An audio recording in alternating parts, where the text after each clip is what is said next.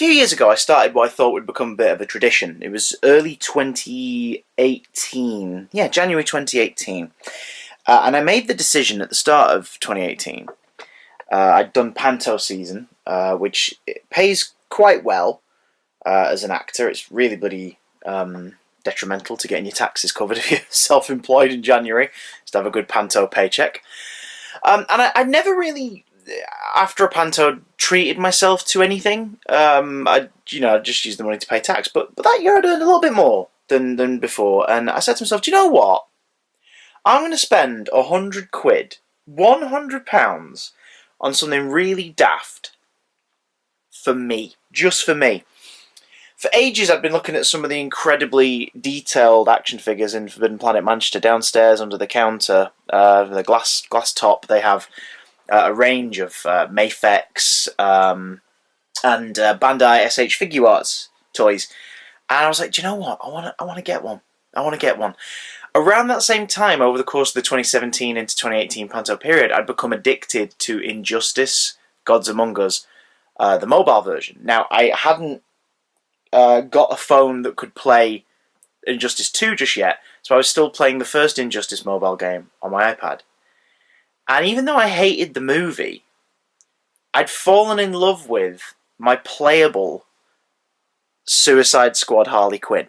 I just, like, this version of Harley, the design, despite being in a film that I thought was shit, brought me so much joy because I enjoyed playing as her and absolutely smashed through tournaments with her.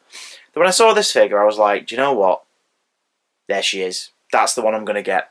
So I bought the Suicide Squad SH Figuarts Harley.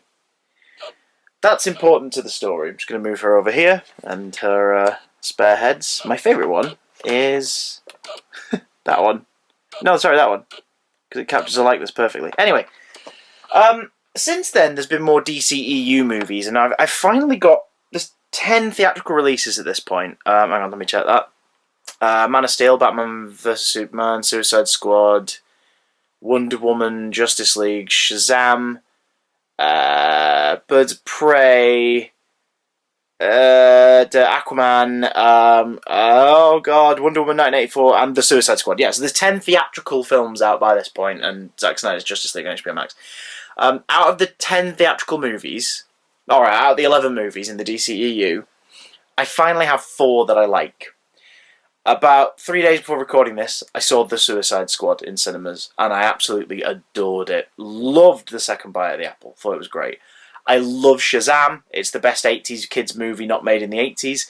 I really enjoy the first Wonder Woman. Third act problems and all. I love it. And I absolutely dug the shit out of Birds of Prey. So in 2019, my little treat for myself was Infinity War Spider-Man by Mafex and his Iron Spider armor. It's pretty cool. I love it. It's on my shelf. You might see the background of some of my videos.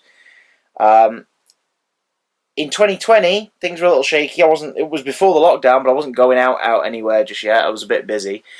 But I spent that treat money on the review I posted last year, the Children of Thanos box set. So it wasn't deluxe figures so much as a limited edition release of a £120 5-figure box set.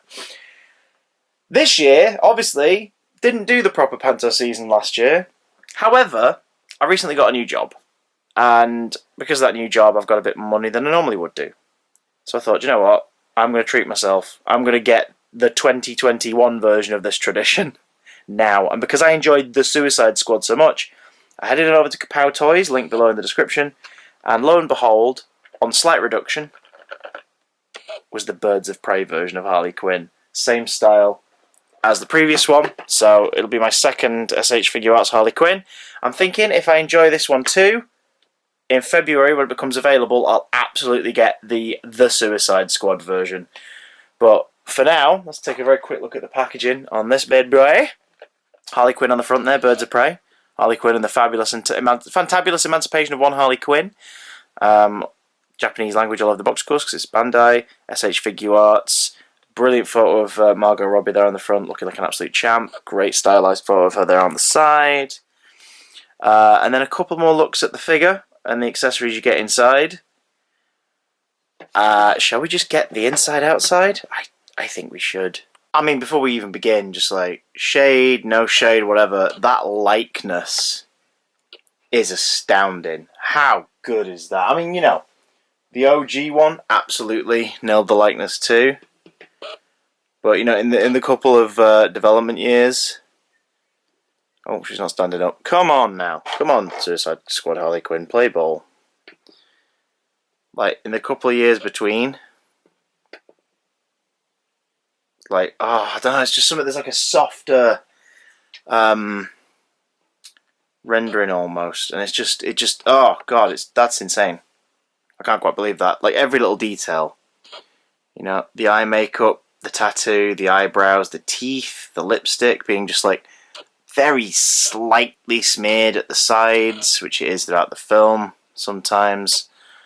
Yeah, this is great. Let's have a look at the basics real quick. So, articulation, there is a sort of hinge in the bottom of the boot, so if you want to running, you can kind of angle it a bit more. There's articulation in the ankle, which is very important for an accessory I'll show you about in a minute.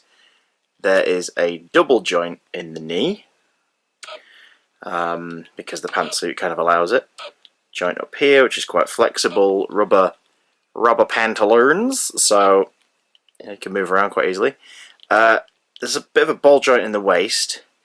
The ribs are a little tricky on this one, because it's almost like the top half is set in and the sculpted like suit stops her being able to rib crunch forward properly. So she's sort of always kind of stood at a slight crooked angle for her chest. Top of the arms go up and down on this lovely ball joint that's also flexible enough that it can be lowered, heightened, like she can have it matching her shoulder dead on, or a little separate if you need to, like, say, swinging around with a weapon. One single but very flexible joint in the elbow. Hands are on the little balls, Your Honour.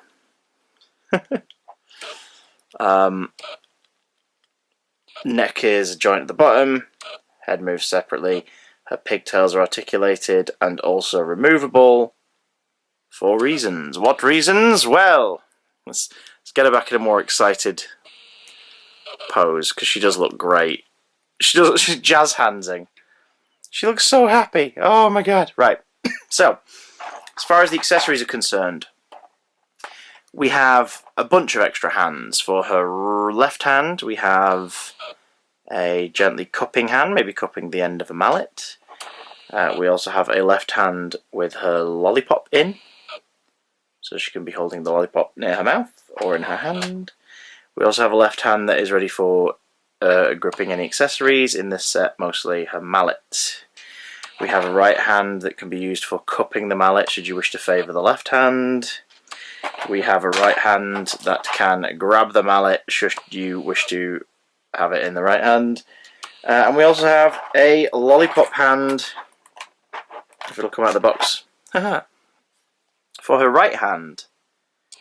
So essentially you have mirrored pairs of hands, but with their own respective rings and jewellery. Speaking of the mallet, as we did, here is her Birds of Prey mallet, which, if you're a Fortnite Harley Quinn favourite, or use the letters B, O and P in Twitch chat, you'll be very familiar with this mallet. It's a really, it's so good that the camera doesn't want to acknowledge it. It's a really good one. Texture, paint, big chip in the top. Oh, so nice. Does the handle come off? No. See, Harley's baseball bat from the original Suicide Squad, the handle pops off separately from the rest of the pole so that you can fit it in a hand easier by sliding one through and then clicking it to the other on the outside.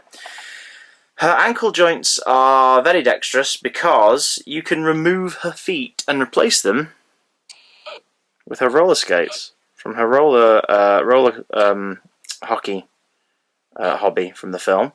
They don't roll, which is nice because the DC Universe, DC Direct version of Harley Quinn from the New 52 that came with the roller skate attachment, the roller skates made her slip all over the bleeding place, so it's nice that these ones aren't slipping, but you can pop them off and give her the roller skates should you wish, which I think is a very, very nice touch.